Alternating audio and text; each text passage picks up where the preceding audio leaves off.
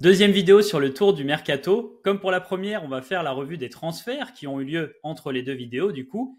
Tous ceux de Ligue 1 et les principaux des 4 autres grands championnats, soit chers, soit les jeunes cracks ou parfois les deux bien sûr, avec toujours un petit bilan data de la saison du joueur que je vous ai confectionné pour vous donner un aperçu des forces et des faiblesses.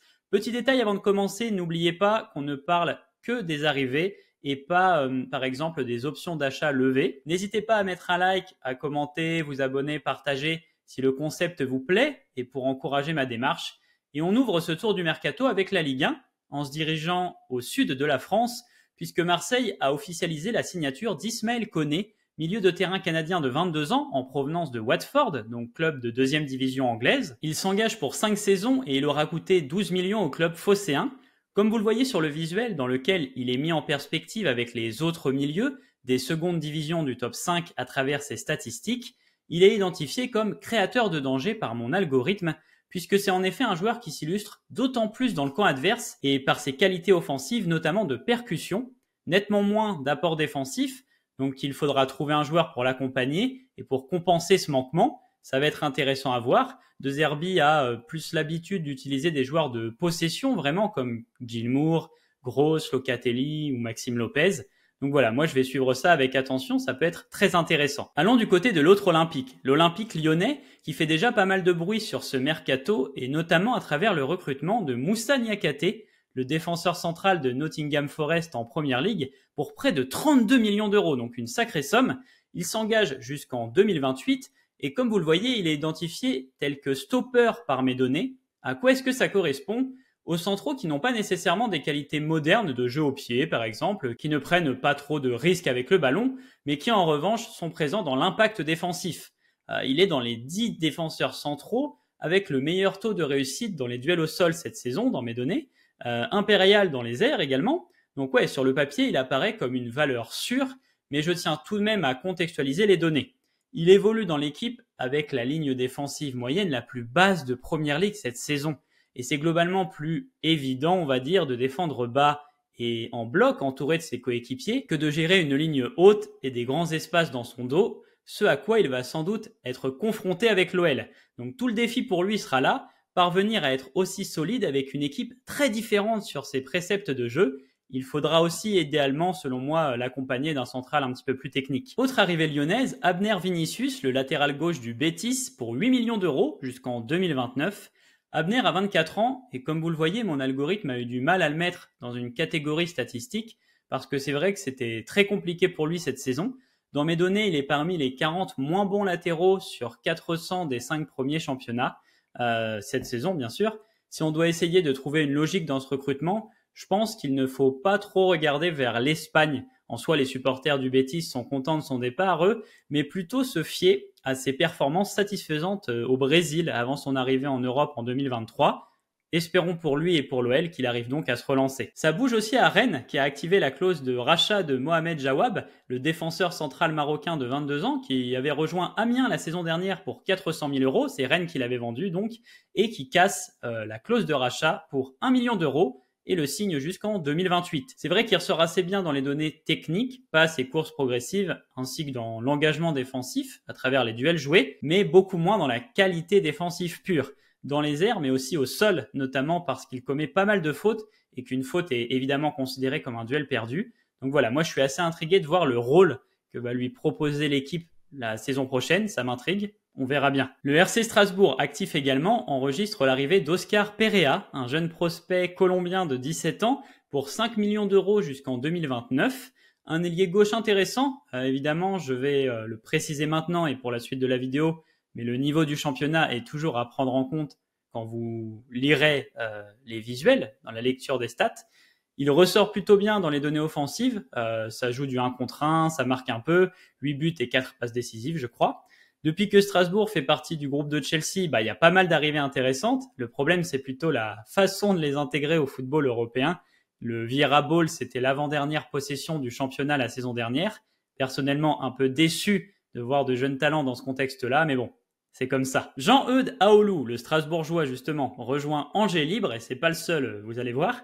Aoulou, milieu de 30 ans, qui signe du coup jusqu'en 2026. C'est le joueur le plus prêté que je connaisse, je pense, enfin l'un des plus prêtés, parce que depuis 2019, il a oscillé entre Saint-Etienne, Monaco et Strasbourg que sous forme de prêt. Et du coup, là, il s'engage officiellement dans une autre équipe. Le profil d'attaque, vous voyez, c'est celui de la saison passée, parce qu'il n'a joué que 90 minutes cette saison. Sur le papier, c'est intéressant quand même, un joueur autant présent dans les deux surfaces, qui peut marquer, avec une bonne activité défensive et un bon jeu aérien, qui a de l'expérience. Ça pourrait apporter à l'équipe, mais va falloir lui redonner du rythme après cette saison blanche. Angers recrute également Carlensa Arcus Libre, le latéral droit de 28 ans qui évoluait au Vitesse Arnhem en D1 néerlandaise. Il s'engage lui aussi pour 2 saisons. Comme vous le voyez, il ne se distingue pas par sa qualité dans les duels défensifs, pas du tout même, mais ressort en revanche très positivement dans les métriques de possession, enfin de passe, permettant de faire progresser le jeu notamment avec un très haut taux de réussite. On notera aussi de l'engagement défensif malgré le manque de qualité d'exécution. Deuxième recrue angevine, libre également, Jim Alevina, l'ailier piston de 29 ans arrive de Clermont pour 3 saisons. Bon, Alevina, on connaît un petit peu le profil, un joueur assez dynamique, assez percutant, qui maintient quand même un certain volume défensif, mais qui pêche plutôt dans tout ce qui touche au dernier geste, au dernier choix. Allez, on quitte notre ligue des talents, direction la première ligue, qui compte déjà un nombre assez fou de mouvements sur ce mercato, et on commence avec Tottenham qui s'offre le jeune Archie Gray, 18 ans, en provenance de Leeds, pour 41 millions, rien que ça. Bon, c'est les Anglais, ils jouent un petit peu en budget illimité, ça on le sait. En tout cas, ils ont bien verrouillé le joueur, puisque c'est jusqu'en 2030, après Lucas Bergevall, autre talent qui a rejoint l'équipe du coup. Comme vous le voyez, il n'y a pas de rapport data. Comme pour la vidéo précédente, quand je n'ai pas assez de données ou qu'il y a un souci de pertinence, je vous mets ce qui ressort dans le rapport des scouts de FM sur le joueur. En soi, j'avais assez de données, mais le souci, c'est que il a joué presque autant latéral que milieu, et du coup, ça biaise absolument toutes les données. C'est d'ailleurs un point fort que j'aurais pu ajouter, sa polyvalence. Mais ouais, en tout cas, beau joueur de ballon, déjà très intéressant. On va le suivre de près et suivre de près l'équipe de Tottenham en général, je pense. On va suivre aussi Chelsea, évidemment, parce que voilà, ils sont toujours inarrêtables. Ça continue avec les jeunes cracks. Et pour le coup, je tiens à le préciser parce qu'il faut le dire.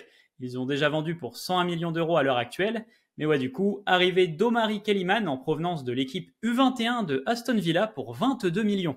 35 minutes de jeu en première ligue dans sa carrière. Il a 18 ans et il signe jusqu'en 2030.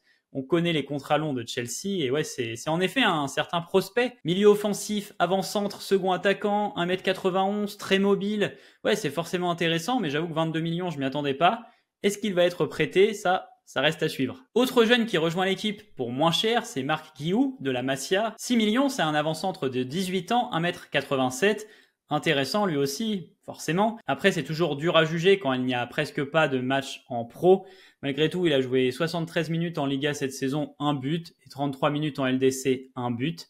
Il avait été aussi parmi les meilleurs buteurs du championnat d'Europe des moins de 17 ans de mémoire la saison dernière, avec un certain Lamine Yamal justement, et du coup, il s'engage jusqu'en 2029. Allez, un peu d'expérience cette fois. Ouais, on va bien parler à nouveau de Chelsea. Pour ceux qui n'auraient pas suivi, Enzo Maresca entraînera l'équipe la saison prochaine, donc l'ancien coach des U21 de Manchester City, l'ancien coach de Parme et donc plus récemment de Leicester, amène avec lui Kieran Dewsbury Hall, milieu central de 25 ans très porté vers l'attaque, pour 35 millions d'euros jusqu'en 2029 lui aussi. Et comme vous le voyez, ses qualités sont surtout offensives. En Championship, il a absolument tout survolé. 12 buts et 14 passes décisives, assez monstrueux, même dans la percussion, dans plein de domaines offensifs. Maintenant, il faudra voir comment il s'adapte à Chelsea, parce que l'effectif de Leicester était quand même pas mal au-dessus du championnat la saison passée. Mais en tout cas, ce sera une des curiosités de la Première Ligue. On va du côté d'Aston Villa avec 2 transferts que j'ai sélectionnés. Le premier, et pas des moindres, est tout d'abord le joueur qui était prêté par Chelsea à Dortmund cette saison et qui a proposé des choses plutôt intéressantes. Jan Madsen, le latéral gauche néerlandais de 22 ans, s'engage pour 6 saisons et le club anglais débourse pas moins de 44 millions d'euros pour lui. Identifié comme latéral box-to-box par l'algorithme en raison de son activité, présence offensive et défensive, je suis intrigué de voir ce que ça peut donner sous Unai Emery là-bas. Et la seconde recrue intéressante, c'est Enzo Barrenetxea, qui arrive de la Juventus pour 8 millions d'euros. Il avait été prêté à Parme cette saison et il avait montré des choses très intéressantes en Serie A dans un poste de milieu défensif. 23 ans, s'engage pour 5 saisons avec le club anglais. Et personnellement, je garderai un œil sur lui. Je m'attendais à ce qu'il bouge et ça sera en Première Ligue du coup. Dernier transfert de Première Ligue de la vidéo, ce sera celui de Yankuba Minteh à Brighton pour 35 millions d'euros. Évoqué à plusieurs reprises du côté de Lyon et Marseille ces derniers temps, le jeune ailier gambien de 19 ans qui a été prêté par Newcastle à Feyenoord rejoint finalement le club préféré des joueurs FM. Il aura montré des choses très intéressantes dans la percussion, dans le 1 contre 1, sort d'une saison avec 14 buts et 5 passes décisives en 2180 minutes et s'engage donc pour 5 saisons. Impatient de voir ce qu'il va nous proposer et s'il arrivera à montrer autant en Angleterre. En tout cas, c'est un jeune prospect que je vais suivre de près la saison prochaine. Encore un. On conclut la vidéo avec Douglas Luiz, le Brésilien milieu central de 26 ans qui a brillé cette saison avec Aston Villa, rejoint la Juventus. 51 millions d'euros déboursés par la vieille dame pour un contrat de 5 saisons. Il aura montré beaucoup de qualité, c'est un joueur assez complet qui comptabilise 5 buts hors penalty et 10 passes décisives cette saison.